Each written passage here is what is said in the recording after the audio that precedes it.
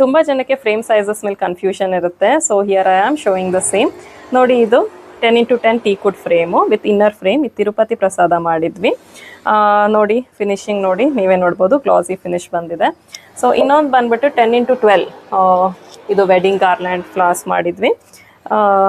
ನೋಡಿ, ಇದು inner frame ಬರುತ್ತೆ 10x12. ಇನ್ವಿಟೇಷನ್ ಏನು ಹಾಕಿಲ್ಲ, ಈ ಥರ ಬರುತ್ತೆ ಕಾನ್ಸೆಪ್ಟು. ಇನ್ನೊಂದು 10x12 ನಿಮಗೆ ಇನ್ವಿಟೇಷನ್ ಬೇಕು ಅಂತ ಹೇಳಿದ್ರೆ ನೋಡಿ, ಇದೊಂದಿದೆ, ಒಂದು ಸ್ವಲ್ಪ ಚಿಕ್ಕ ಇನ್ವಿಟೇಷನ್ ಬರುತ್ತೆ. So that it fits in 10x12 frame.